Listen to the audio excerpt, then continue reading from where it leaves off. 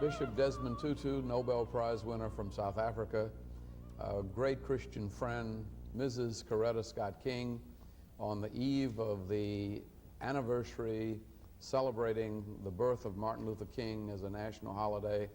And I'm Andrew Young, the mayor of this city, and trying to do something with a new cable network. But Coretta, did you think we would have this holiday for Martin this quick?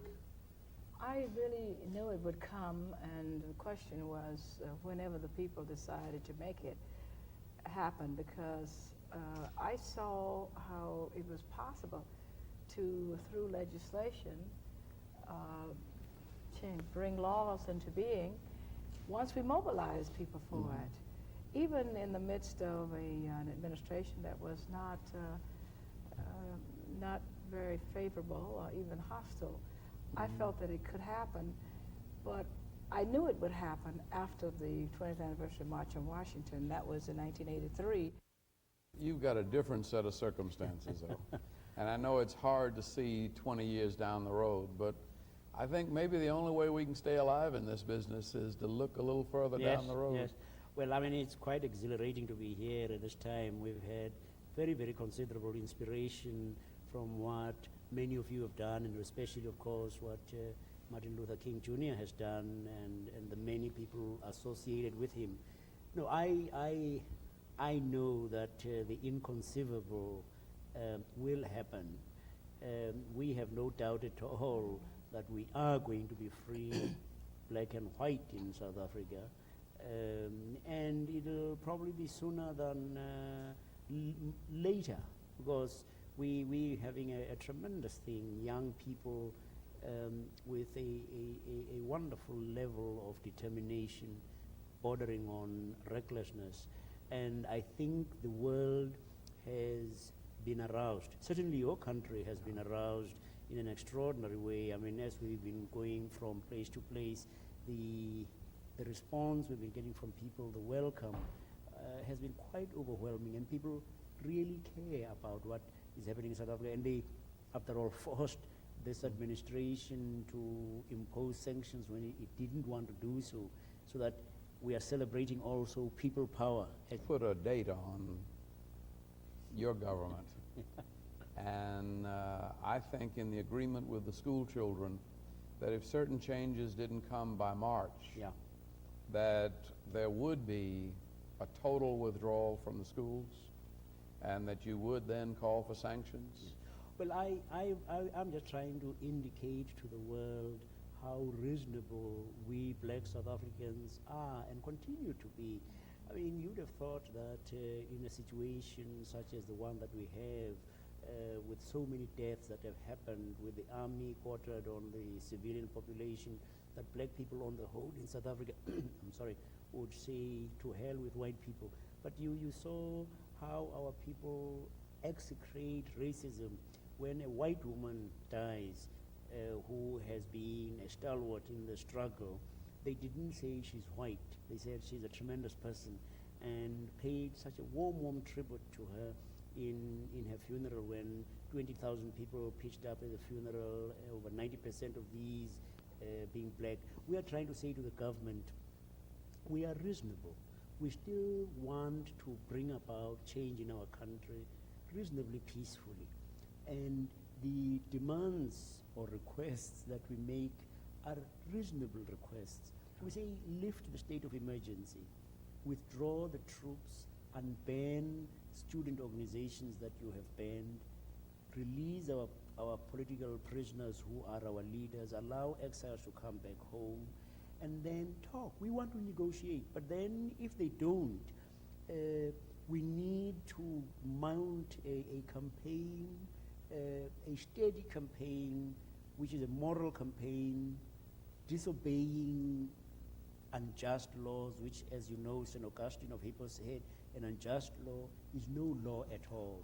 And we hope, I mean, that the world will realize that ours is a moral cause, and that if violence happens, as it will probably keep happening and escalating, the fault must be put squarely where it belongs.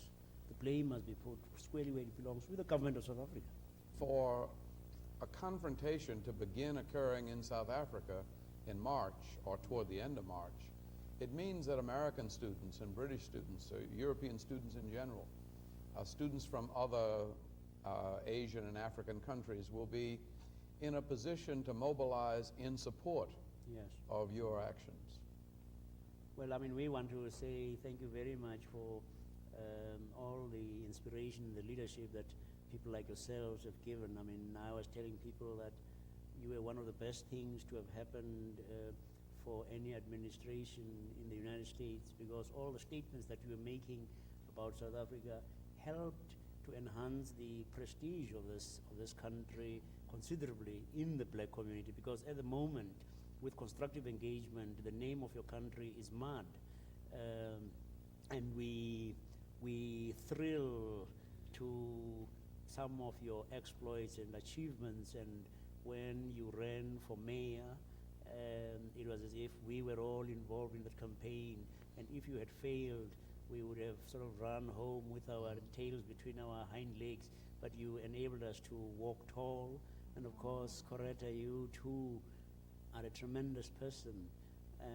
You have had a wonderful galvanizing effect on many people around the world and in our own country. And you have struck a blow for liberation, for women's liberation, for people's liberation. And I just want to say thank you very, very much on behalf of so many back home for all that you people stand for, have done, are doing, and will continue to do. Martin used to quote Victor Hugo and said, "When men are placed in darkness, crimes will be committed.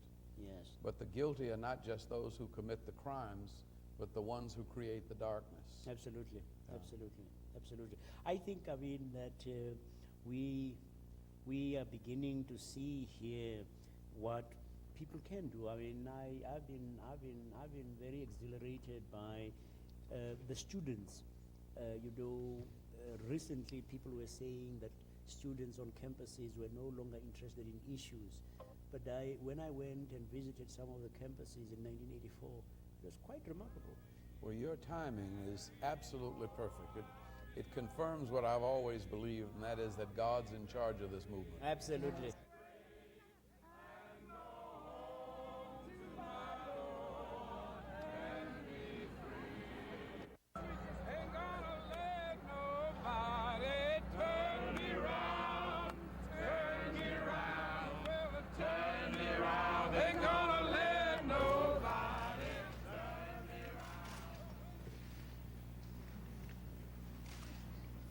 Mrs. King, Vice President Bush, friends, if you heard any rustling, you shouldn't be surprised. It was the butterflies in the pit of my stomach. It is a very, very great honor that has been bestowed on me, and I tremble as I stand in the shadow of so great a person.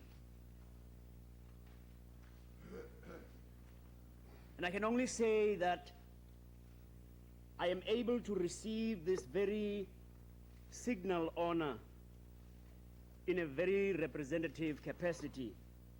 And that is the only reason I might be said to deserve it. And I receive it, dear friends, on behalf of our people who have been peace-loving to a fault. I receive it on behalf of our people who, protesting peacefully against injustice and oppression represented by the past laws, had 69 of them killed at Sharpeville on March the 21st, in 1960, most of whom were shot in the back. I receive it on behalf of our people who sought to struggle against injustice and oppression using non-violent means, who even undertook a passive resistance campaign. I receive it on their behalf. I receive it on behalf of the mothers sitting in Bantustan resettlement camps, separated from their husbands, who have gone to the white man's town. I receive it on behalf of those husbands who sit as migrant workers in single-sex hostels for 11 months of the year, separated from their wives and children. I receive it on behalf of our children who, protesting peacefully against an inferior education, singing songs in the streets, were mown down by the brutality of apartheid. I receive it on behalf of our children who are now in exile, having escaped from the harshness of a vicious and evil and immoral system. I receive it on behalf of those languishing in jail, sentenced to terms of life imprisonment, because they had the audacity to say, you know something, we are human. You know something, we've been created by God. You know something, all we want for ourselves is what white people want for themselves. You know something, when we marry, it is not because we want to be separated from our wives. We too want to be able, at the end of the day, to have our children rush out to meet us, and for us to be able to throw out our arms and embrace our children and dandle them. You know something? We just want to be who we are, those created in the image of God. I receive it on behalf of the Nelson Mandelas, the Walter Sisulus, the Govan Mbekis, the Winnie Mandelas, the Albertina Sisulus. I receive it on behalf of all those many in our land whose homes have been demolished because apartheid decreed that where they live now belongs to white people. 3.5 million of our people, I receive it on their behalf, dumped as if they were rubbish. And I ask you, my brothers and sisters, please help us. All we want is to be able to live as God intends us to live. Our cause is a just cause. Our cause is a righteous cause. If you side with us, you side with justice, you side with peace, you side with righteousness, you side with reconciliation, you side with compassion, you side with sharing, you side with caring. I receive it on behalf of my brothers and sisters who have said, we can no longer help it. We have tried everything. And so we will fight for our freedom, for our justice. We will fight for our existence as God's children. We have heard how it is said that some of the leading countries of the Western world are ready to side with those who wish to overthrow certain governments. We hope one day to hear the leaders of the Western world say, we side with the African National Congress, which sought to change an unjust system peacefully, non-violently, and they were sent into the arms of the struggle through violence because the West abandoned us. Friends, we are going to be free. We know we are going to be free. For God, the God of the Exodus, the God of liberation, our God is on our side. And He's the God who will always lead His people out of bondage, across the Red Sea, into the promised land of His kingdom.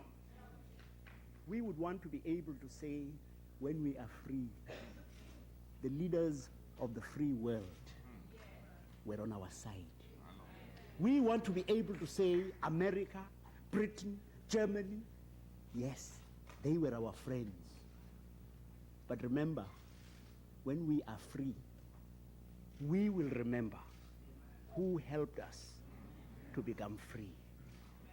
For in the song of that tremendous, tremendous chorus, we too believe, because Jesus died and rose again, that goodness and justice and life and light, that these will overcome, have overcome their opposites. And we are seeing the kingdoms of this world becoming as the kingdom of our God and of His Christ, and He shall reign forever and ever. Amen.